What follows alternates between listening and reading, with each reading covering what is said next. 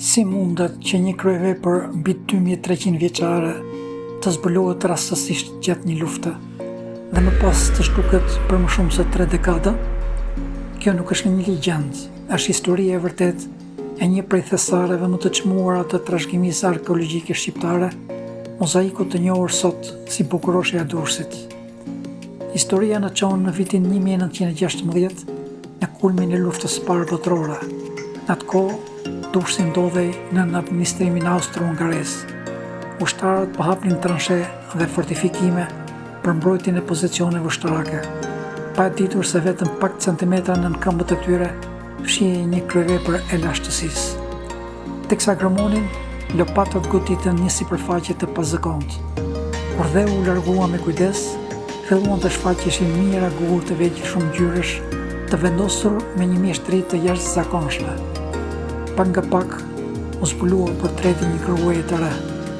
Sytë e saj të mëdhenj, flokët e punuar me kujdes dhe korora me motive lulesh krijon një figurë me bukuri të rrallë.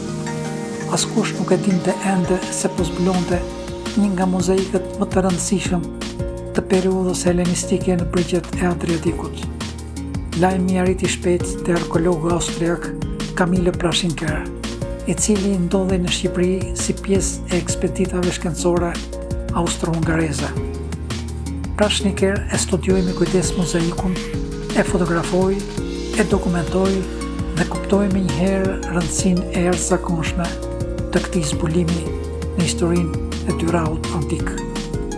Sipas studiuesve, mozaiku ishte krijuar rreth fundvitit të shekullit të 4 ose fillimit të shekullit të 3 para Krishtit, pra rreth 2300 vjet më parë. Ai zbukuronte dyshemen e një ndërtese luksoze, ndoshta banesa e një familje të pasur të qytetit antik. Figura qendrore e njohur sot si Bukuroshja e Durrësit është realizuar me mijëra gurë të vegjël natyror, me ngjyra të bardha, të zeza, të kuqe, të verdha.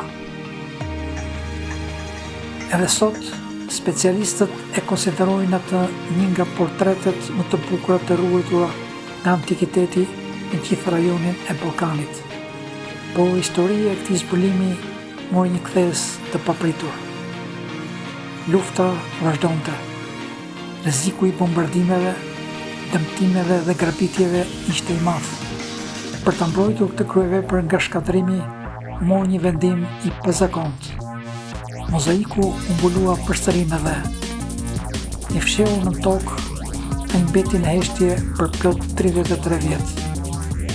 Kaluan vitet. Lufta përfundoi. Prezat ndryshuan dhe vendodhja saktë e mozaikut pothuajse u harua.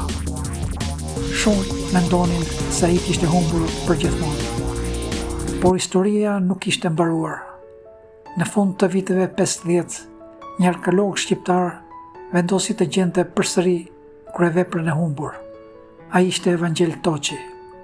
Me durim dhe këmbgulje, ai studioi dokumentat e lëna nga Camille Praschinker dhe Arnold Schober, krahasoi hartat e vjetra me terrenin dhe kërkoi dëshmi nga banorët e qytetit.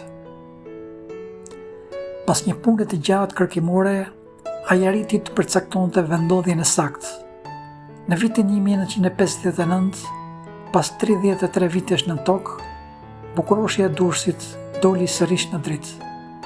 Zbulimi i saj u konsiderua një nga sukseset më të mëdha të arkeologjisë shqiptare. Fal këtij zbulimi, një kryevepër që mund të ishte humbur përgjithmonë, u shpëtua për brezat që do të vinin. Sot, Bukuroshja e Durrësit konsiderohet një nga veprat më të rëndësishme të artit antik në Shqipëri. Ajo dëshmon nivelin e lartë artistik të Durrësit, një qytet që më shumë se 2000 vjet më parë ishte një nga qendrat më të rëndësishme të Adriatikut. Çdo gur i vogël i këtij mozaiku është vendosur me një saktësi të jashtëzakonshme. Çdo detaj tregon mjeshtrinë e artistëve të lashtë. Dhe çdo vizitor që ndalet sot përpara saj nuk sheh vetëm fytyrën e një gruaje. Ai sheh një copës historie që mbjetoi kohës, luftrave dhe haresës.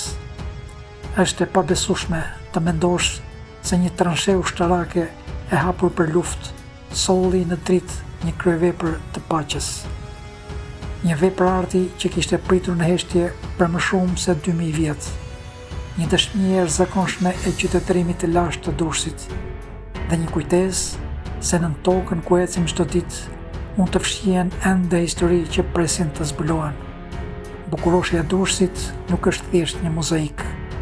Ajo është fytyra gjallë e Durrësit antik dhe një nga thesaret më të çmuara të trashëgimisë kulturore shqiptare.